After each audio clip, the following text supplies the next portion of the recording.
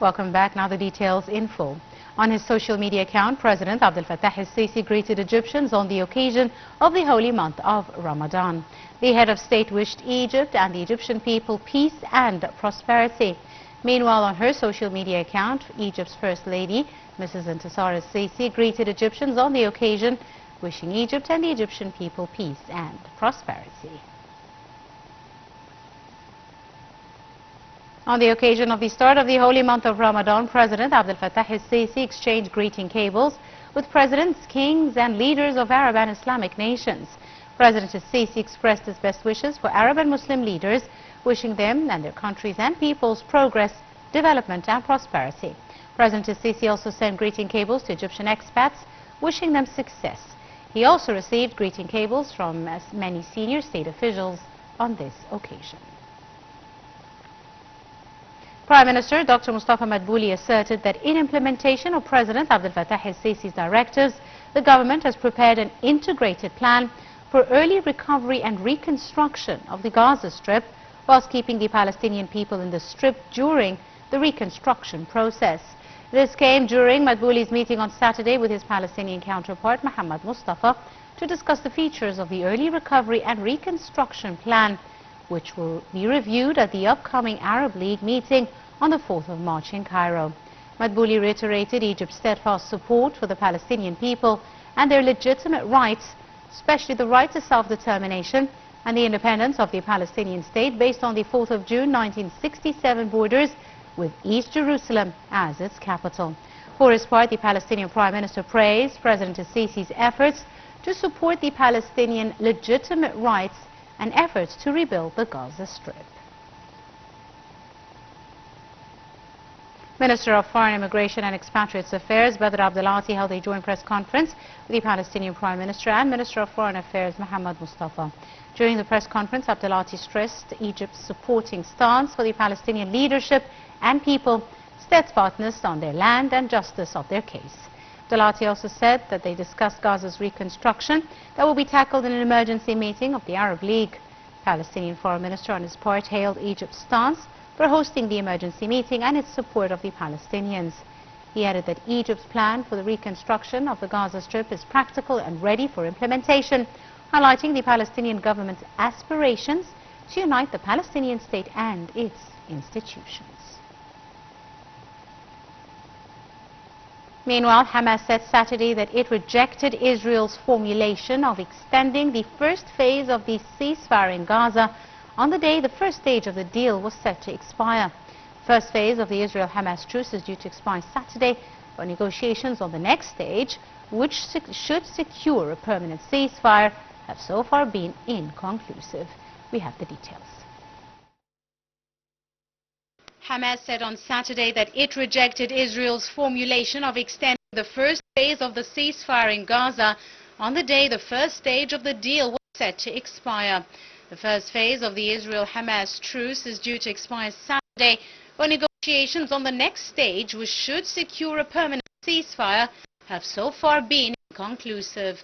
The ceasefire took effect on January the 19th after more than 15 months of war sparked on October the 7th, 2023, the deadliest in the country's history. Over several weeks, Gaza fighters freed 25 living hostages and returned the bodies of 8 others to Israel in exchange for hundreds of Palestinian prisoners held in Israeli jails. The second phase of the fragile truce, which was brokered by Egypt, Qatar and the United States after months of grueling negotiations, should begin on Sunday and should secure the release of dozens of hostages still in Gaza. On Friday, the Prime Minister of Israel, Benjamin Netanyahu, was due to hold a ministerial meeting with security officials, according to Israeli media, after he sent a delegation to Egypt for discussions on Phase 2 of the truce. Earlier on Thursday, Egypt's State Information Service said the relevant parties have begun intensive talks to discuss the next phases of the truce agreement amid ongoing efforts to ensure the implementation of the previously agreed understandings. It also said Israeli, Qatari and U.S. delegations were in Cairo for the talks. Defense Minister, meanwhile, Israel said the preferred Israeli scenario is to free more hostages under an extension of the first phase rather than implementation of the second phase. Hamas, for its part, has pushed hard for Phase 2 to begin. In a statement, it said it affirms its full commitment to implementing all the provisions of the agreement in all its stages and details. Israeli occupation forces continued their aggression on the Tulkarm city and its camp for the 34th day in a row, and on Nur al-Sham's camp for the 21st day. This coincides with the beginning of the holy month of Ramadan. The occupation forces escalated the forced displacement of the Palestinians after forcing them to leave their homes under armed threats. The occupation forces also forced the Palestinians to evacuate their houses in light of the intense blockade and destruction of the homes, as well as them turning them into military barracks. UN Secretary General Antonio Guterres said he will join an emergency meeting of the Arab League in Cairo next week to discuss the reconstruction of Gaza. We have the details. UN Secretary General Antonio Guterres said he will join an emergency meeting of the Arab League in Cairo next week to discuss the reconstruction of Gaza as Arab states weigh a post-war plan for the Palestinian enclave to counter U.S. President Donald Trump's proposal. Guterres said Gaza and the West Bank, including East Jerusalem, must be treated as one and governed by a Palestinian government. He said Gaza needed to remain an independent, democratic and sovereign Palestinian state with no reductions in its territory or forced transfer of its populations.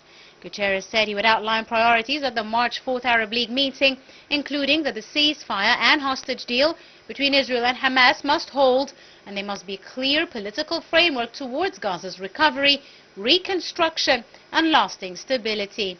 He also said he'll seek an urgent de-escalation of the situation in the Israeli-occupied West Bank, where Israeli-Palestinian violence has spiked.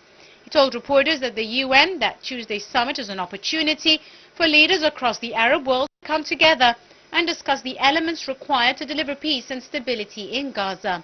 There's no sign of agreement over Gaza's future, either amongst or between Israelis and Palestinians, or between Western and Arab governments. Israeli military aggression has killed more than 48,000 people, according to the Palestinian authorities, whilst destroying large swaths of the tiny crowded territory and leaving most of its 2 million inhabitants homeless.